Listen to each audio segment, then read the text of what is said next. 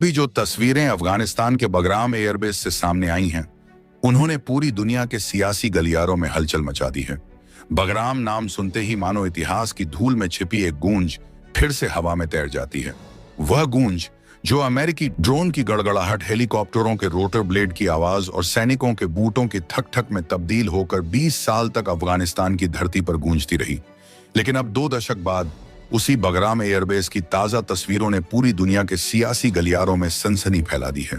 धुंधली उपग्रह तस्वीरों में जो दिखा वह किसी भी वैश्विक विश्लेषक के लिए एक राजनीतिक पहेली से कम नहीं। बेस के रनवे पर हल्के से चमकते भारतीय एयरफोर्स के चिन्ह, कुछ रहस्यमय ढंग से स्थापित नए रडार टावर और एक अजीब सी खामोशी जो किसी बड़ी कूटनीतिक हलचल का संकेत दे रही है, वह बगराम, जिसे अमेरिका ने 2021 में अफगानिस्तान से अपनी वापसी के दौरान जल्दबाजी में खाली किया था। तब से तालिबान के नियंत्रण में था। लेकिन पिछले कुछ हफ्तों से जो अफवाहें उठी कि तालिबान भारत के साथ किसी सीक्रेट अरेंजमेंट में है, उन्हें अब मिलती जुलती तस्वीरें और उपग्रह आंकड़े सच साबित करते दिख रहे हैं। अफगानिस्तान के उत्तरी हिस्से में बगराम का यह ठिकाना केवल एक एयरबेस नहीं था।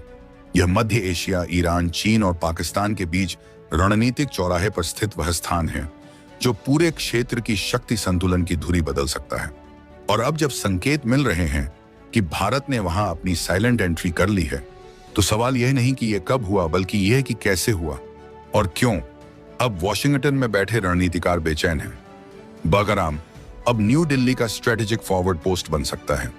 अमेरिकी रक्षा विश्लेषक थॉमस हार्डिंग ने हाल ही में कहा, उनके मुताबिक भारत ने अफगानिस्तान में बिना एक गोली चलाए वह हासिल कर लिया है, जिसके लिए अमेरिका ने 20 साल और खरबों डॉलर झोंके थे।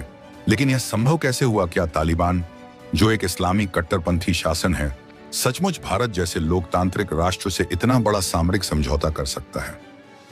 राज शायद उस शांति में छिपा है जो पिछले 3 महीनों में काबुल के आसपास देखी जा रही है। कोई बड़ी आतंकी घटना नहीं, कोई अंतर्राष्ट्रीय हंगामा नहीं, बस पर्दे के पीछे चल रही मुलाकातें। भारतीय खुफिया एजेंसी RAW के कुछ वरिष्ठ अधिकारी दोहा में तालिबान प्रतिनिधियों से मुलाकात कर चुके हैं।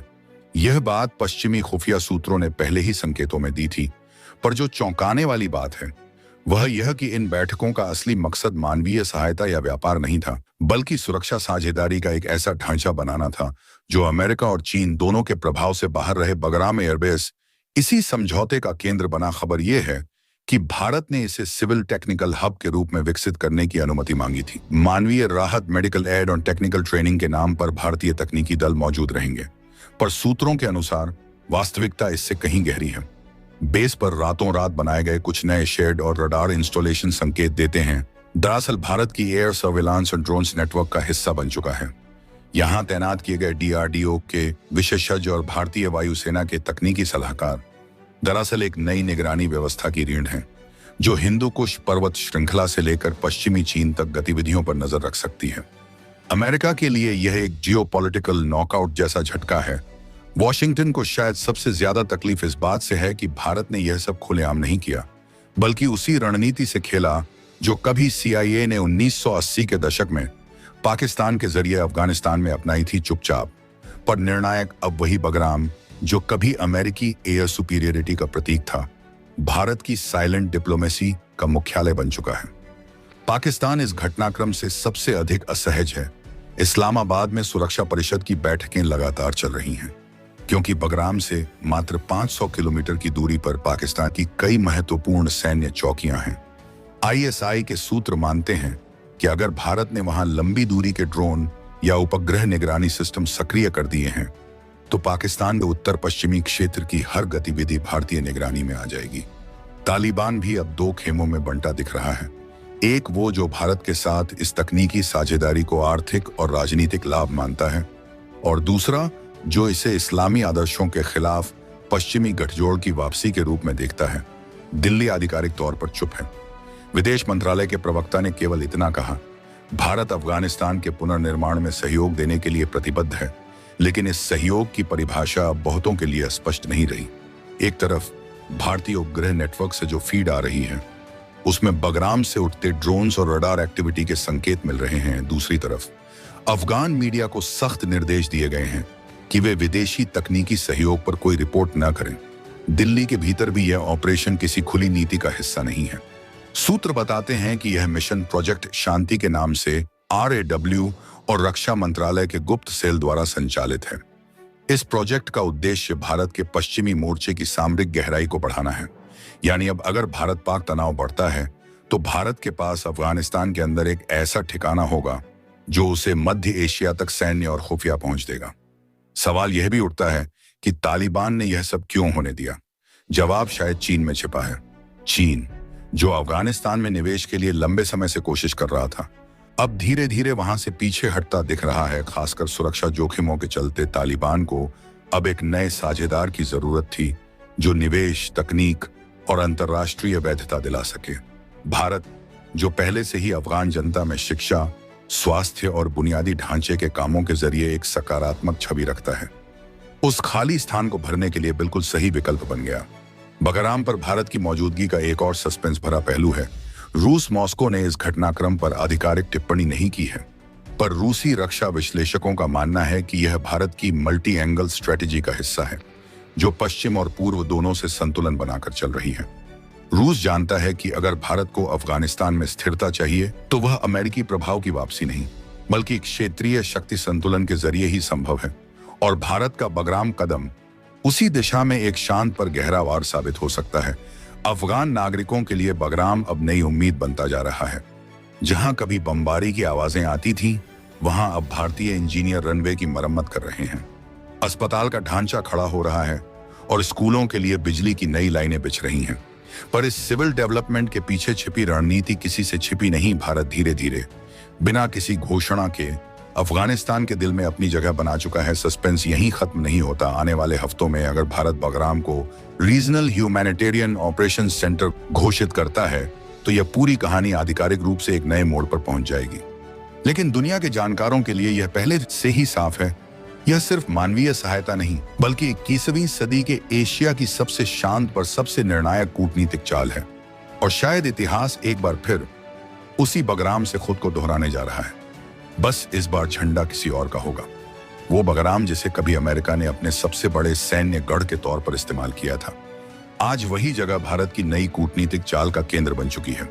पिछले कुछ हफ्तों से अटकलें थीं कि तालिबान भारत को बगराम एयरबेस सौंप सकता है, लेकिन अब जो घटनाक्रम सामने आया है उसने सबको चौंका दिया।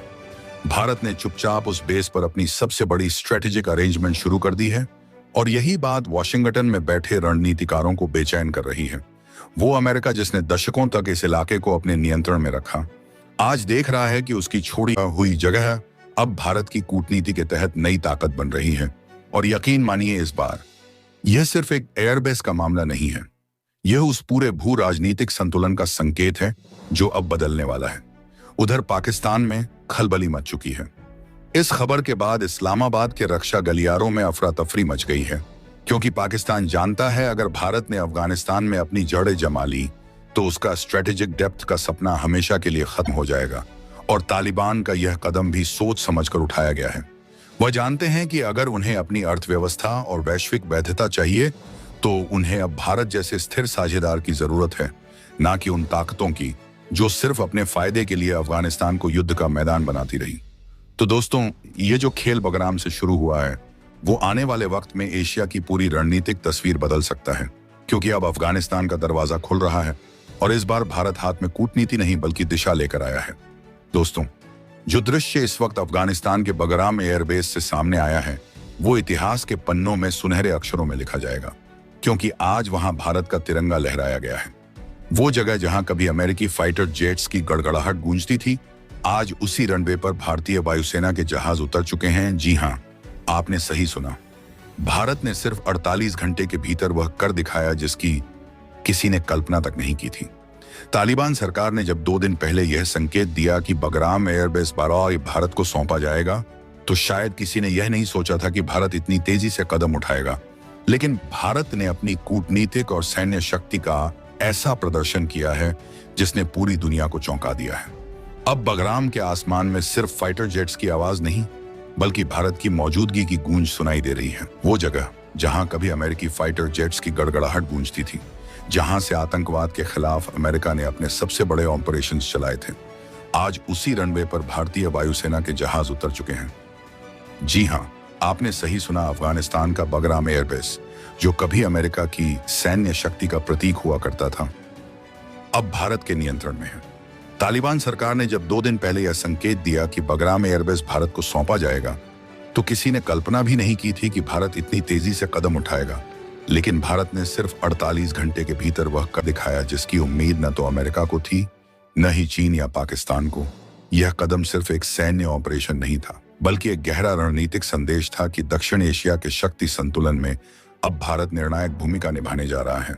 बगराम एयरबेस का इतिहास उतना ही जटिल है जितना अफगानिस्तान की राजनीतिक यात्रा कभी सोवियत संघ के कब्जे में रहा। यह बेस बाद में अमेरिकी फौजों का सबसे बड़ा ठिकाना बना। यहां से अमेरिका ने ओसामा बिन लादेन के खिलाफ ऑपरेशन चलाया, तालिबान के ठिकानों पर बमबारी की और अफगानिस्तान में 20 साल तक अपनी मौजूदगी बनाए रखी। लेकिन जब 2021 में अमेरिका ने अफगानिस्तान छोड़ा तो बगराम वीरान हो गया और उसके बाद यह सवाल उठने लगा कि इस रणनीतिक एयरबेस पर अगला झंडा किसका लहराएगा। अब इस सवाल का जवाब भारत ने दे दिया है। भारत का बगराम में उतरना सिर्फ एक सैन्य उपलब्धि नहीं है, यह एक कूटनीतिक क्रांति है। पिछले 2 सालों में भारत ने तालिबान सरकार के साथ संपर्क बनाए रखा, लेकिन हमेशा संयमित और व्यावहारिक ढंग से अफगानिस्तान की जनता के लिए मानवीय सहायता, खाद्य सामग्री और चिकित्सा उपकरण भेजकर भारत ने यह भरोसा जीत लिया कि वह किसी की जमीन पर कब्जा करने नहीं बल्कि स्थिरता लाने आया है। इसी भरोसे का परिणाम है कि तालिबान ने एक ऐसे बेस को भारत को सौंप दिया जिसे कभी अमेरिकी सेना ने अजेय किला कहा था। बगराम का महत्व भौगोलिक और रणनीतिक दोनों दृष्टियों से अत्यधिक है। यह बेस काबुल से लगभग 50 किलोमीटर उत्तर में स्थित है और इसके चारों ओर पर्वतीय क्षेत्र हैं जो इसे प्राकृतिक सुरक्षा प्रदान करते हैं। इसके रनवे से पूरे मध्य एशिया, पाकिस्तान के उत्तरी इलाके और चीन के शिनजियांग तक निगरानी की जा सकती है। भारत के लिए यह स्थान सिर्फ एक एयरबेस नहीं बल्कि एक निगरानी चौकी है जो उसे न केवल अफगानिस्तान की स्थिरता में मदद करेगी बल्कि पाकिस्तान और चीन दोनों पर दबाव बनाए रखने का अवसर भी देगी। भारत का बगराम में उतरना दरअसल न्यू ग्रेड गेम की शुरुआत है। रूस, चीन, अमेरिका और ईरान सभी जानते हैं कि अफगानिस्तान मध्य एशिया का दिल है। जो अफगानिस्तान को स्थिर रखेगा वही एशिया के व्यापारिक और सामरिक रास्तों पर नियंत्रण रखेगा। भारत का यह कदम दिखाता है कि वह अब सिर्फ एक दर्शक नहीं, भारत ने इस ऑपरेशन को अत्यंत गोपनीयता और दक्षता से पूरा किया। कहा जा रहा है कि भारतीय वायुसेना के C-17 ग्लोब मास्टर विमानों ने सिर्फ 48 घंटे में रसद, उपकरण और विशेषज्ञों की तैनाती पूरी कर ली। इंडियन एयरफोर्स के सुखोई और तेजस फाइटर जेट्स ने वहां अभ्यास उड़ाने शुरू कर दी हैं। भारतीय इंजीनियरिंग टीम्स बेस की संरचना को अपग्रेड कर रही हैं ताकि इसे भविष्य में संयुक्त ऑपरेशन हब के रूप में विकसित किया जा सके। अमेरिका की प्रतिक्रिया भी दिलचस्प रही। वॉशिंगटन ने इसे एक सकारात्मक कदम बताया क्योंकि अमेरिका अब चाहता है कि भारत अफगानिस्तान में स्थिरता बनाए रखने में सक्रिय भूमिका निभाए। लेकिन रणनीतिक हलकों में यह चर्चा तेज है कि भारत ने जिस तेजी से बगराम को अपने नियंत्रण में लिया वह अमेरिका को अप्रत्याशित रूप से मात देने जैसा है। यह वही बेस है जिसे अमेरिका ने रातों रात छोड़ा था बिना किसी को बताए, और अब कुछ साल बाद उसी बेस पर भारत का तिरंगा लहराना अमेरिका की इंडो पैसिफिक रणनीति के लिए भी एक नई दिशा का संकेत है। भारत का यह कदम एक बड़ा मनोवैज्ञानिक संदेश भी देता है।